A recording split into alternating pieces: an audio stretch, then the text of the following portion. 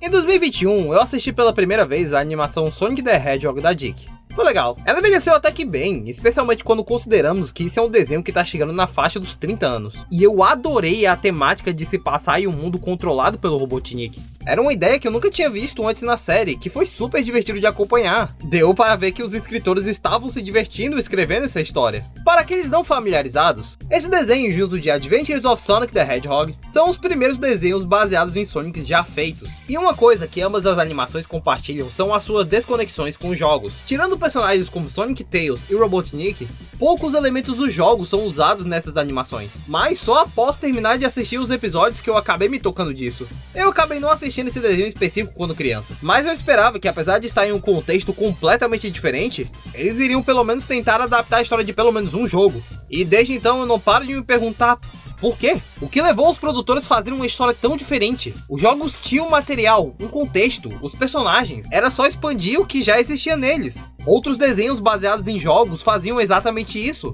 Como isso aconteceu?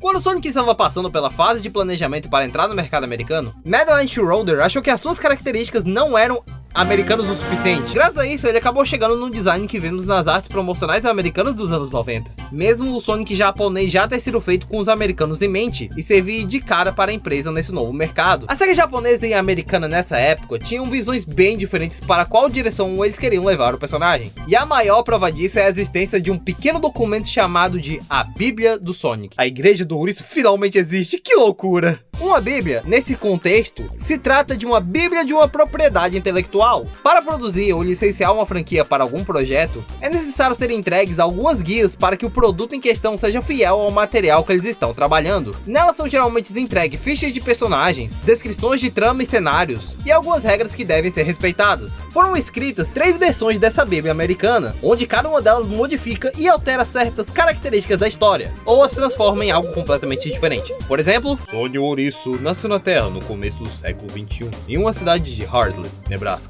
População 1226. Ele, sua mãe e 5 irmãs viviam debaixo de um arbusto desegrenhado ao lado de uma loja de hambúrgueres, sobrevivendo apenas de restos de hambúrguer, milkshakes e ocasionais insetos e lesmas que rastejavam por ali. Apesar de pobres, eles eram uma família feliz. Infelizmente, o pai de Sony morreu quando ele tinha ainda apenas alguns dias de vida. A mãe Ouriço dava o seu melhor para manter a memória do pai viva, impressionando as crianças com histórias de sua bondade, desenvoltura e grande agilidade. Ele era o ouriço mais rápido que a cidade já viu, a mãe dizia enquanto a sua família aproveitava chá e minhocas em frente a uma fogueira aconchegante. Eu sei que isso é um material mostrado internamente, mas eu não paro de achar graça da ideia de ver o Sonic comendo minhocas. Isso se trata de um trecho da primeira versão da Bíblia, onde eles estão tentando criar uma origem mais... Eu ia falar americana, mas eu nem sei como descrever isso. Ela entra em mais detalhes da vida do Sony e sua família, como ele aprendendo a ler e escrever e entrando em uma equipe de atletismo com intenções de entrar nas Olimpíadas. Oh, agora tudo faz sentido! Sony, eu sei que você quer ser um grande corredor um dia, e você vai ser. Mas primeiro você precisa descansar um pouco. Não sente o frio no ar? O outono está chegando, logo chegará a hora de hibernarmos. Eu não tenho tempo para hibernar. Eu não posso praticar durante o inverno. Ele implorou, mas sua mãe mandou. Depois de tentar escapar da hibernação e acabar dormindo em um buraco que ele mesmo cavou, ele acaba encontrando com um cientista chamado Dr. Ivo Quintobor, que estava escavando próximo da toca do Sony em busca das esmeraldas do caos. Nessa história, elas são o caos do mundo materializado nas esmeraldas devido a uma máquina do Quintobor. Ele tinha esse plano de estabilizar elas e as lançar no espaço, mas o acidente aconteceu. A máquina de Quintobor acabou sendo ativada, atingindo um laser no doutor, nas esmeraldas e um ovo cozido que ele estava comendo na hora, assim o transformando no Dr. Robotnik. Esse é o nível desse documento. Personagens como Sonic e Robotnik passaram por diversas mudanças entre os rascunhos das bíblias, e essencialmente, eles são personagens completamente diferentes dos pensados originalmente, especialmente porque um deles sequer tem o mesmo nome. Por alguma razão, porque isso não foi explicado em lugar nenhum, Eggman teve seu nome alterado para Robotnik na história americana. Minha teoria é que o termo Homem-Ovo soava muito bobo para um jogo sobre um rato azul que corre rápido.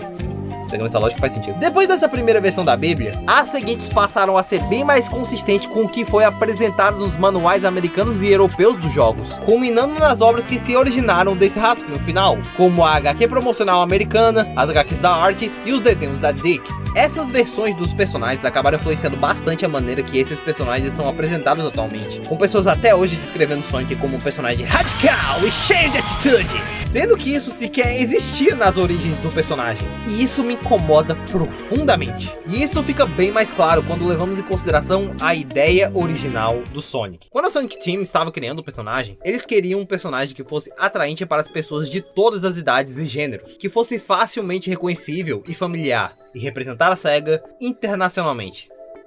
Sem pressão. Tanto que os conceitos mais importantes para a criação dele era o fator de o quão legal o personagem é, quanto ele supera desafios e sua história de origem. Na conferência da GDC de 2018, Naoto Oshima e Hirokazu Yasuhara, diretor e planejador de cenários do Sonic 1 de Mega Drive, eles mostraram um mapa de palavras-chave que representavam a SEGA na época. E como consequência, todas essas palavras acabaram representando o Sonic. Ele não deve ser legal apenas na aparência, mas em suas atitudes e filosofia. E isso é tão verdadeiro que essa é uma das primeiras coisas que eles deixam bem claros na capa japonesa do primeiro jogo. Não fique parado perdendo seu precioso tempo.